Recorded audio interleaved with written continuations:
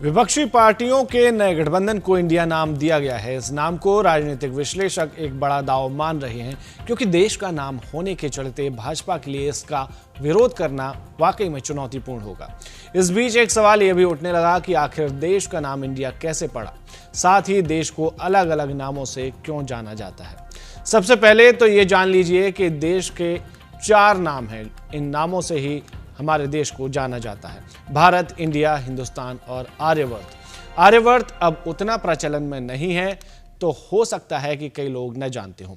अब संविधान की बात करें तो सिर्फ 2 नाम हैं: भारत गणराज्य और रिपब्लिक ऑफ इंडिया।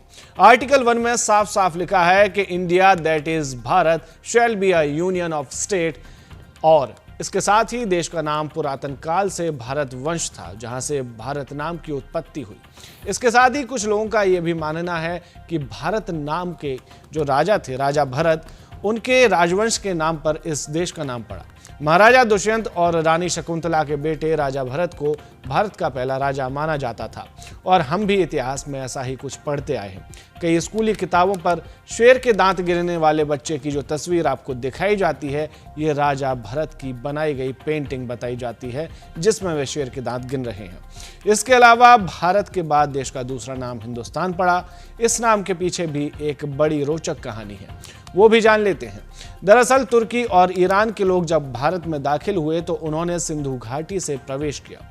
ये लोग हा को ठीक से नहीं बोल पाते थे, इसलिए उन्होंने सिंधु को हिंदू कहना शुरू कर दिया, और यहीं से हिंदुओं के देश हिंदुस्तान का नाम एक और नाम बन गया। फिर आते हैं इसके तीसरे नाम इंडिया पर। इसके पीछे की कहानी यह है कि जब अंग्रेज भारत आए तो उन्होंने सबसे पहले ईस्ट इंडिया कंपनी बनाई। इसके बाद जब अंग्रेजों ने धीरे धीरे शासन करना शुरू किया, उन्होंने हिंदुस्तान बोलने में दिक्कतें समझ ली, इसलिए उन्होंने सिंधु घाटी से ही एक और नाम निकाला। दरअसल उस जमाने से लेकर आज तक सिंधु घाटी को इंडस वैली भी कहा जाता है, और इंडस को लैटिन में इंडिया कहते हैं। यहीं से भारत का नाम इंडिया पड़ गया और दुनिया में इस नाम को खूब प्रसिद्धि मिली। यहां तक कि इस नाम को लेकर इस कदर अपना लिया गया कि कॉन्स्टिट्यूशन ऑफ इंडिया से लेकर मेक इन इंडिया से होते हुए टीम इंडिया तक सब जगह इंडिया आधिकारिक रूप से लिखा गया है। मगर इतिहासकार ऐसा बताते हैं कि देश का सबसे पुराना नाम आर्यवर्त था। इतिहासकारों का मानना है कि आर्यों से पहले यहां इंसान नहीं रहते थे और आर्यों ने ही उनको बसाया, जिसके बाद इसे आर्यवर्त नाम दे दिया गया।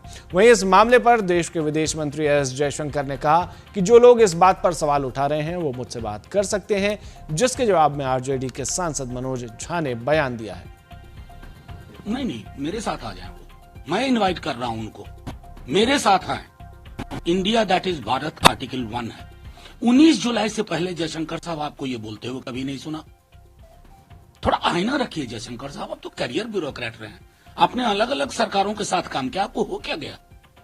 मैं तो आपसे सीधे तौर पे कहता हूं, 19 जुलाई से पूर्व, यानी जिस दिन इंडिया गठबंधन बना, कहां तक भागिएगा, कहां तक छुपाइएगा?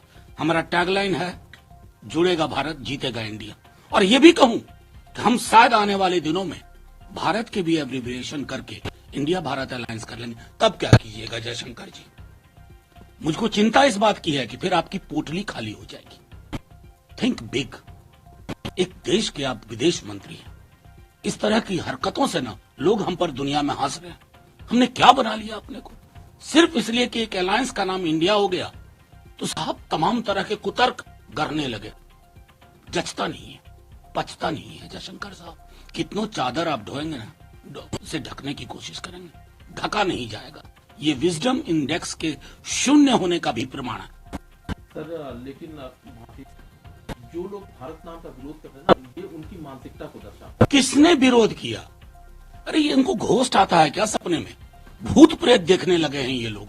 ये डर, ये हताशा, हम तो प्रतिदिन कहते हैं सुबह शाम इंडिया दैट इज भारत, और ये हम नहीं कहते, ये किताब कहती है।